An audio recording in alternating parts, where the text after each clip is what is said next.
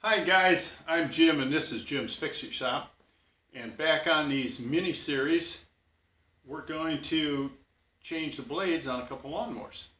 And I'm going to show you how I grind them and the type of grind I get. Now some places you talk to, they say, oh, just file them with a file. Well, if your yard's as sandy and dirty as mine, you're going to be out there for about 3 weeks trying to file them blades back to a sharp edge.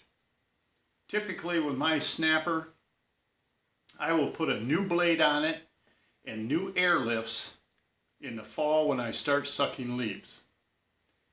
And I'll put it away. Spring I get it out and I mow my yard the entire summer with them same blades.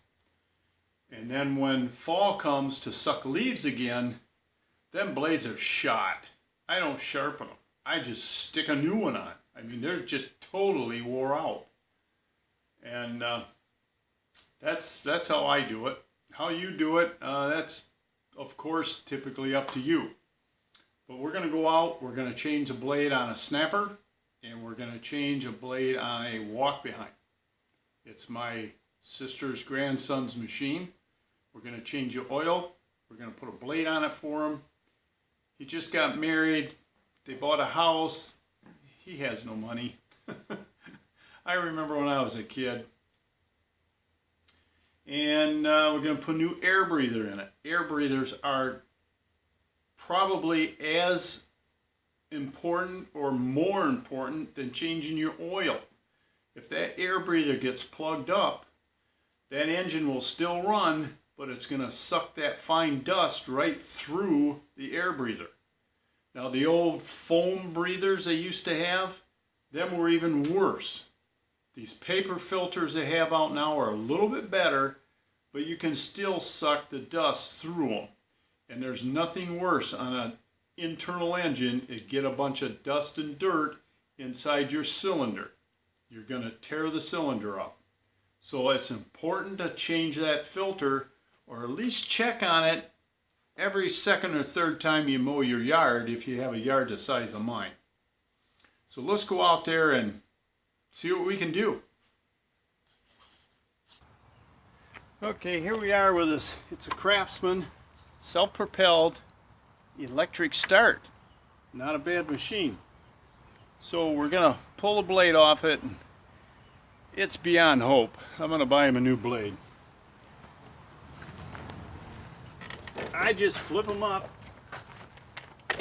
hang on to this thing and bust that screw loose.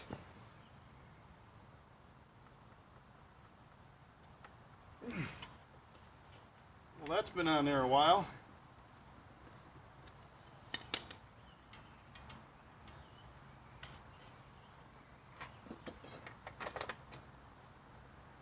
Yeah, that's a piece of junk.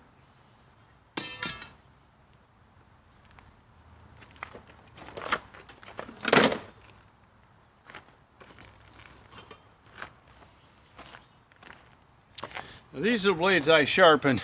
I do it at work. I definitely don't use a file, and I don't use a bench grinder. I use a belt sander. And if you can see this, this is a mulching blade.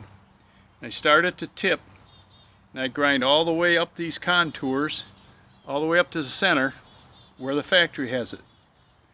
Now the way the factory sharpens these, as you can tell by the backside, before they stamp this form in here, they grind the edge. Then they stamp them. So they don't have to try and grind this around these contours. But as you can see, that belt sander does an awesome job of sharpening these blades. Now let's flip the snapper up and we'll get that one changed out. Okay, this looks familiar to a lot of you guys, I'm sure. Now these babies are on here tight. Rubber mallet.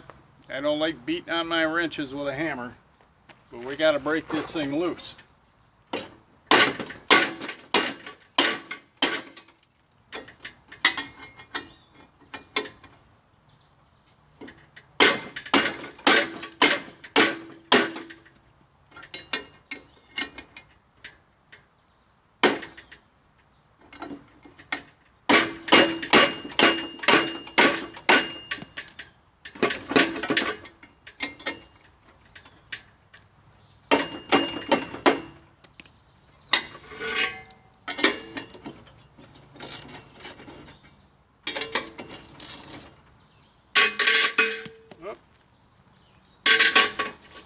Did I mention this is my boss's tractor at work?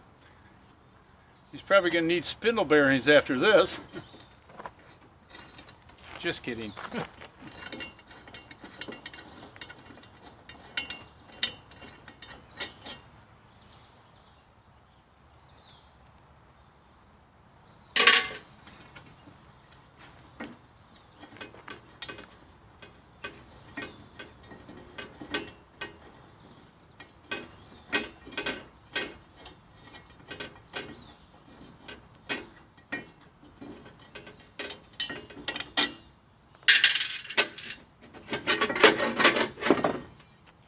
Now on a snapper, it's pretty hard to get the blade off, and this one's getting to the point where the ends are gone. I think it's time for a new blade. But on a snapper, when they stamp the mower decks, a lot of machines, including that one, when they stamp the deck, this bottom edge is rolled out. That's so they can get it off the die. There's a die on the bottom. There's a die on the top, there's a sheet metal in there, and they smash it together, and it forms this deck. How they roll this inward, wrap it around the die, and then get it off, I'd like to see how they do that. Now I had a viewer call me and say, you know, because the new snappers they're selling don't work. You can't even get baggers for them that I know of. He asked me, well, Murray is building a machine that looks just like the snapper. So I went over and took a look at one. Well, Murray is owned by Briggs & Stratton. So is Snapper. So they're building their version of a snapper. And again, when they stamp the deck, it's rolled out.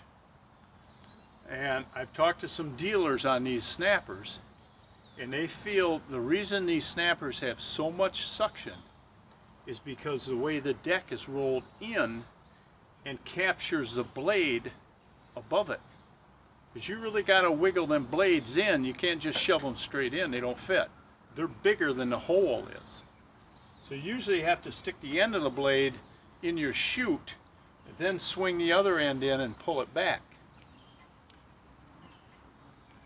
But I'm going to get a hold of my neighbor, have him help me get this thing in my shop, and we're going to continue to tear this apart and see what's wrong with